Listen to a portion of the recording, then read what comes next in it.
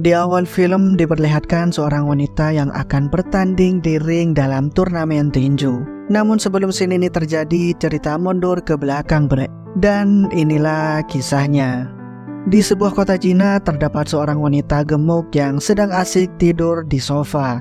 Dan mejanya penuh dengan makanan. Wanita itu bernama Du Leiying. Dan di sisi lain terlihat ibunya Leiying dan adiknya yang bernama Du Ledan dan sepupunya yang bernama Dodo memperhatikan Leiying lewat CCTV, Bre. Mereka melihat Leiying bangun, tapi ternyata dia hanya pindah arah badan saja karena matahari menyilaukan matanya, Bre. Dodo sengaja datang jauh-jauh untuk memasukkan Leiying dalam acara TV-nya. Program yang dibuat timnya Dodo, kontestannya memanglah gemuk-gemuk. Tapi keuntungannya, setelah mengikuti program itu, Leiying akan mendapatkan pekerjaan.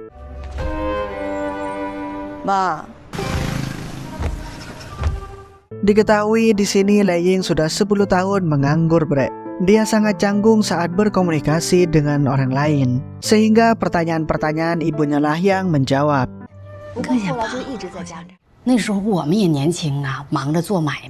Belum 5 menit di interview, Leiying sudah mau kabur. Ibunya berusaha mencegahnya, tapi kemudian adiknya lah yang menghampiri Leiying dan bilang seperti ini, Bre. Kau ini wanita berusia 31 tahun. Apakah kamu tidak malu hidup seperti ini terus-terusan? Leiying sempat berkata kasar kepada adiknya. Lalu kemudian ia pergi dari tempat itu. Bisnis keluarga mereka adalah membuka toko sembako. Dan tokonya cukup besar, Bre. Di sini Leiying juga mempunyai ayah yang sudah tua. Saat di jalan, Leiying menelpon kekasihnya untuk datang ke tempat makan. Setelah itu dia menelpon sahabat kecilnya dan menyuruhnya untuk datang juga ke tempat makan yang sama. Tapi ternyata kekasih dan sahabatnya itu malah berselingkuh dari Leiying. Diam-diam mereka menjalani hubungan itu sudah lama di belakang Leiying, Bre. Singkat cerita, mereka bertiga pun bertemu di tempat makan. Leiying bercerita soal dirinya yang diwawancarai oleh sepupunya yang mendadak, Bre. Dia juga kesal karena adiknya sering bertengkar dengannya.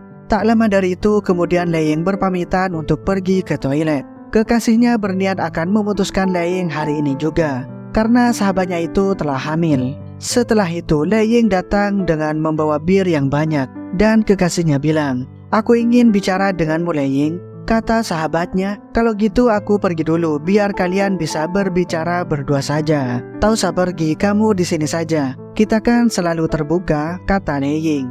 Dan ternyata pacarnya ingin putus dengan Leiying, Bre. Kemudian Leiying merebut ponsel kekasihnya itu dengan paksa. Saat dibuka, muncul wajah sahabatnya, Bre. Lalu sahabatnya dengan spontan bersujud kepada Leiying dan mencoba untuk meminta maaf kepadanya. Tak bisa berkata apa-apa lagi, Leiying memutuskan untuk pergi dari tempat itu. Sahabatnya kemudian memanggil Leiying dengan bilang kalau bulan depan mereka akan menikah. Dan Leiying melampiaskannya dengan memakan gulali sepanjang jalan. Di sana ia juga mampir untuk membeli sate. Leiying menghabiskan waktu di warnet hingga malam tiba. Saat itu Leiying sedang memakan es krim dan melewati orang yang sedang berlatih tinju, Bre. Leiying kemudian kembali ke rumah dan tidur kembali. Keesokan harinya, terlihat seorang bocah sedang bermain. Ledan telah menikah namun sudah bercerai, Bre. Dia memiliki seorang putri untuk dibesarkan. Kalau di negara Cina, untuk menyekolahkan anaknya di sekolah negeri, mereka harus memiliki tempat tinggal atas nama dirinya. Jadi Ledan sudah membuat surat agar apartemen warisan neneknya yang atas nama Leiying dibalik nama atas dirinya. Ledan meminta bantuan sang ibu untuk membantu membujuk Leiying, Bre. Dan Leiying dipanggil datang untuk sarapan. Ibunya memulai pembicaraan. Dia menjelaskan permasalahan adiknya itu.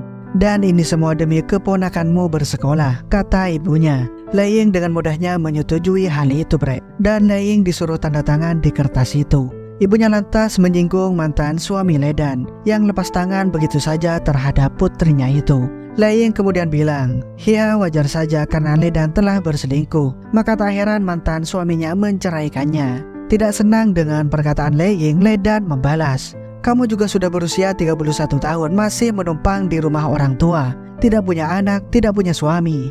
Mau berakhir di panti jompo, kelak kamu juga akan diselingkuhi oleh pacarmu, kata Ledan.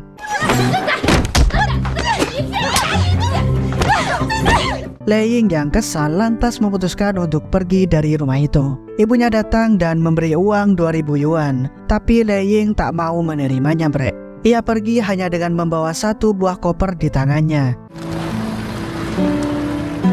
Kemudian Leying mendapatkan kontrakan rumah dengan harga 1.800 yuan.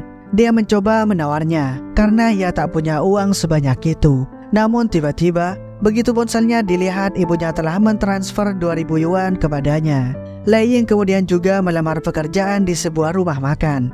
Gajinya 2.500 yuan dan dapat makan 2 kali sehari. Tapi si bosnya ini perilakunya sedikit genit, bre. Keseharian Leying mulai disibukkan dengan melayani pelanggan restoran hingga malam. Suatu ketika bosnya menyuruh Leying mengambil rokok di dalam mobilnya. Di saat yang sama seorang pria keluar dari tempat gym dan pipis di pojokan. Tak sengaja Leying membunyikan klakson, bre, dan menyalakan lampu mobil tersebut. Pria tadi lantas menghampiri Leying yang dikiranya sengaja melakukan itu. Padahal Leying tidak paham bagaimana mematikan lampu mobil itu.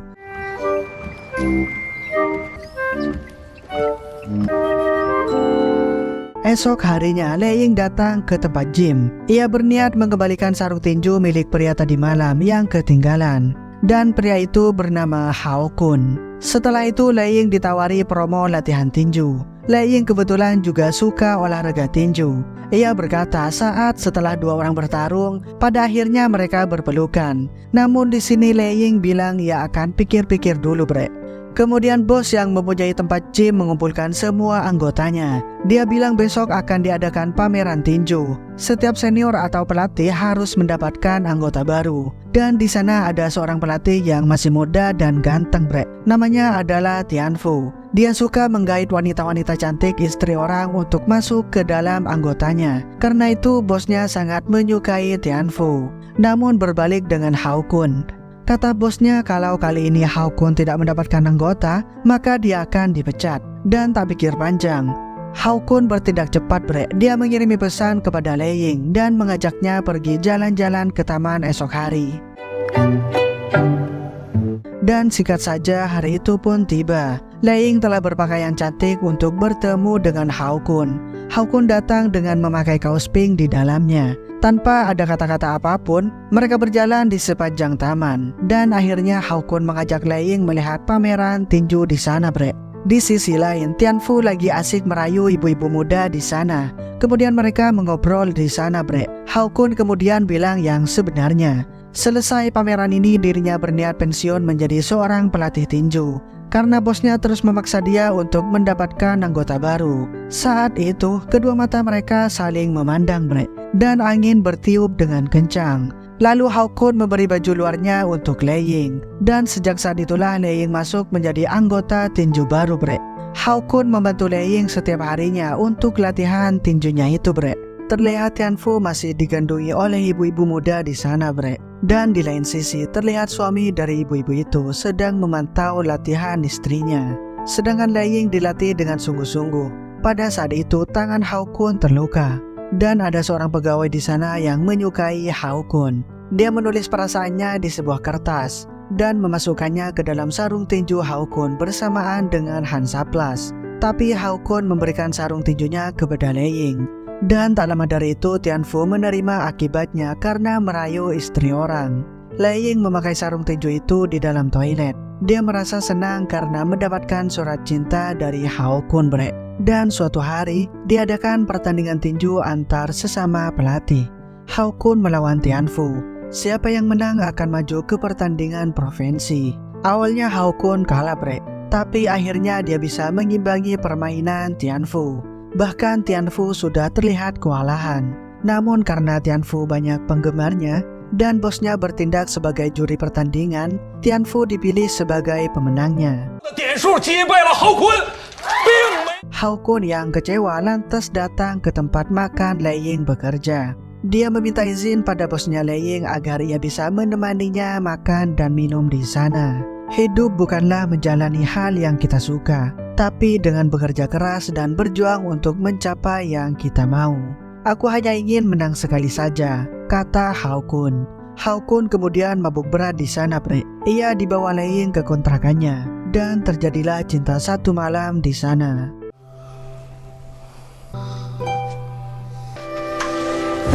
Esok paginya, Hao Kun bilang akan tinggal di sini sementara waktu. Ia akan tinggal bersama Lei Ying di kontrakan itu. Pada malam harinya, Lei Ying mendatangi Jim kembali, Bre. Ia menemui Tianfu dan menawarkan uang sebesar 5.000 yuan. Lei Ying tahu jika Tianfu sebenarnya takut bertanding di provinsi. Dia juga takut merusak wajah tampannya, Bre. Dan tanpa ragu Tianfu menerima uang itu. Hao Kun kemudian menelpon Lei Ying dan memberi kabar jika dirinya akan maju bertanding di provinsi. Lei Ying bilang, mari kita rayakan malam ini dengan makan makanan kesukaan kamu. Keesokan harinya, Lei Ying meminta sama bosnya agar gaji bulan depan bisa diambil sekarang, agar bisa memenuhi kebutuhan hidupnya dengan Hao Kun. Setiap hari Lei Ying menemani Hao Kun berlatih, Bre. Ibarat kata ia adalah asisten pribadi Hao Kun. Ia juga belajar masak demi Hao Kun. Pengorbanan Lei Ying tidak sia-sia, Bre. Berat badan Hao Kun kini telah ideal dan dia diterima bertanding di provinsi. Hao Kun datang dari latihan dan memeluk Lei Ying. Suatu hari, seperti biasa, Lei Ying datang membawa rantang makanan. Dan dia melihat Hao Kun diberi segepok uang oleh seseorang. Dan orang itu adalah ayah dari lawan Hao Kun di provinsi. Orang itu bilang jika Hao Kun tidak mau menerima uang ini, maka uang ini akan aku berikan kepada wasit. Orang itu ingin putranya menang dalam pertandingan ini, Bre. Hao Kun bilang dia akan mengalah demi 30.000 yuan. Tapi Lei Ying tidak setuju dengan hal itu. Bukankah kamu ingin menang sekali saja? Kata Lei Ying. Mendengar hal itu, Hao Kun marah dan menyuruh Lei Ying untuk pulang ke kontrakannya. Singkat cerita, pertandingan antar provinsi dimulai. Hao Kun bertemu dengan lawannya. Ia bilang, di ronde awal aku akan menghajarmu, tapi di ronde keempat aku akan mengalah dan membuatmu menang. Namun ketika bel berbunyi, sekali pukulan saja Hao Kun langsung tergeletak di sana, Bre. Lei Ying kembali ke tempat dia bekerja. Si bos menyuruhnya untuk menemaninya minum di sana. Tapi kemudian si bos mulai genit lagi, Bre. Lei Ying yang sudah tak tahan meninjuk bosnya dengan pukulan kidalnya, Bre. Lei Ying kemudian menelpon sepupunya, Dodo, untuk menjamin kebebasannya di kantor polisi. Dan sebagai gantinya, Lei Ying setuju untuk tampil di acara program TV Dodo. Dodo mendandani Lei Ying dengan sangat cantik, Bre. Dan ia juga dipakaikan earphone agar ia bisa berkomunikasi dengan Dodo nantinya. Pembawa acara itu bertanya, kenapa 10 tahun ini kamu tidak keluar rumah untuk mencari pekerjaan? Aku tak pandai berkomunikasi, dan aku juga sering disakiti oleh orang-orang di sekelilingku, jawab Lei Ying. Beberapa kali Dodo membantu Lei Ying menjawab pertanyaan dari juri, tapi jawabannya menyesatkan, Bre. Seperti aku berlatih tinju untuk melihat pelatih-pelatih yang tampan di sana. Video Lei Ying kemudian diputar saat dia diwawancarai di rumah. Tapi video itu diedit seakan-akan Lei Ying berkata kasar kepada ibunya. Melihat hal itu, penonton dan juri pada bersorak tidak senang dengan kelakuan Lei Ying. Dodo kemudian keluar dan tiba-tiba Lei Ying jatuh pingsan, Bre. Setelah kejadian itu, Lei Ying kembali ke kontrakannya. Dan keesokan harinya Lei Ying menangis di depan cermin, Bre. Setelah itu ia datang ke tempat gym untuk mendaftar kompetisi tinju. Pemilik gym bilang oke, tapi kamu harus lulus persyaratannya dulu. Dari sinilah Lei Ying mulai serius menjalani latihannya, Bre.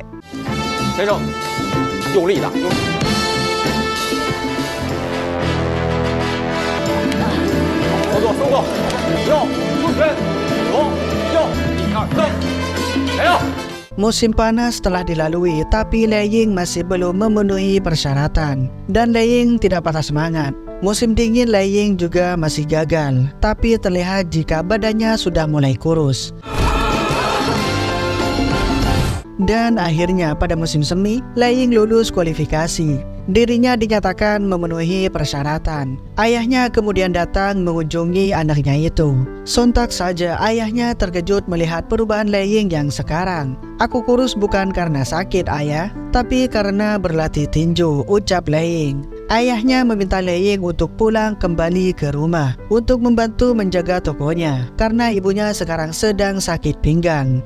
Singkat cerita, Lei Ying kembali menjaga toko sembako bersama adiknya itu. Tapi Lei Ying tidak pernah berhenti berlatih. Suatu ketika, pelatih menyuruh Lei Ying maju menggantikan petinju yang sedang cedera.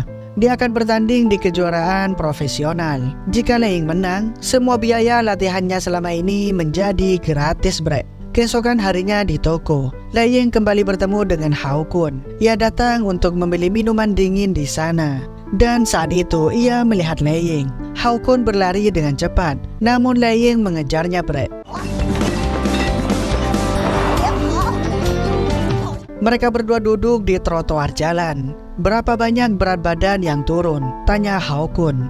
"Ya, kira-kira 105 kilogram. Aku ada pertandingan tinju minggu depan. Aku harap kamu bisa datang dan menonton," jawab Lei Ying. Hao Kun sendiri sudah berganti profesi, bre, yaitu menjadi kuli bangunan. Setelah itu Hao Kun dipanggil atasannya untuk bekerja kembali.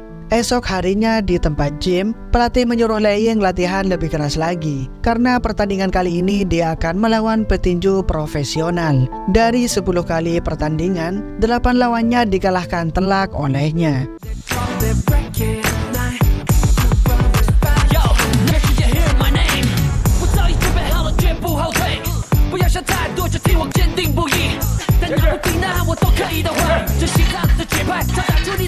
Kemudian adegan pindah saat di awal scene tadi, bre, dimana hari ini Lei Ying akan bertanding. Saat melewati lorong, Lei Ying melihat ke arah cermin dan ia melihat dirinya yang dulunya gemuk dan tak bisa apa-apa. Dan ia hanya tersenyum dengan dirinya yang dulu, bre.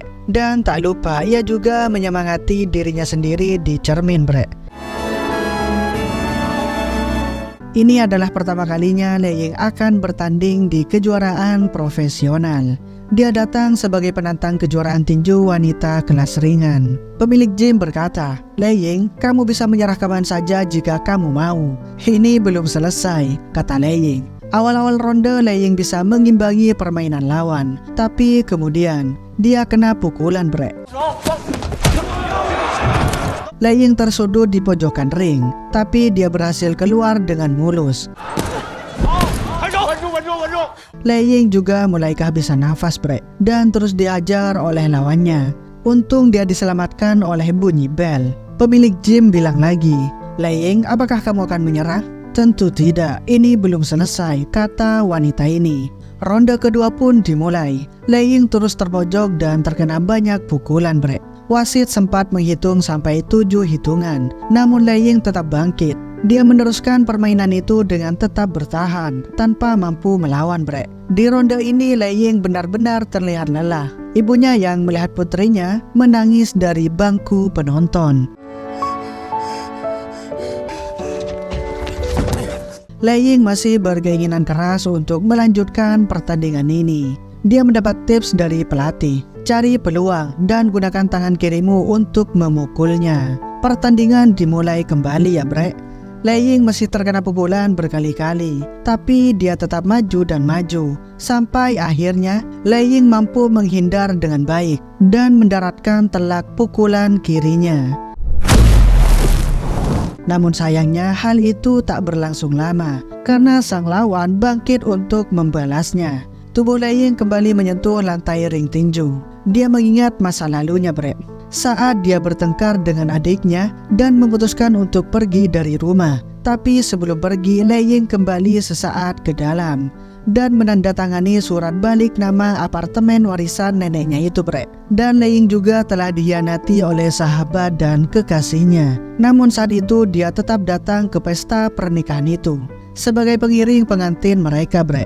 Kemudian saat Lei Ying bertengkar dengan Hao Kun, Lei Ying mendengar dari luar jika Hao Kun berkata kepada teman-temannya. Ia berkata kalau Lei Ying bukanlah pacarnya, dia hanyalah salah satu muridnya saja. Dan juga yang terjadi di program TV sepupunya Dodo, dialah yang mengedit video itu, bre. Membuat penonton dan juri salah paham. Dodo juga menyuruh Lei Ying untuk pura-pura pingsan. Ini semua agar acara TV-nya mendapatkan rating yang bagus, sehingga dia bisa dipromosikan. Lei Ying mau saja melakukan itu semua, bre. Itu karena Lei Ying benar-benar berhati baik. Dan yang terakhir, saat acara program TV itu selesai, tampak terlihat Lei Ying sudah putus asa dan mau melompat dari lantai 3, bre. Namun hal itu tak membuatnya tergores sedikit pun. Ya, walaupun rasanya sakit.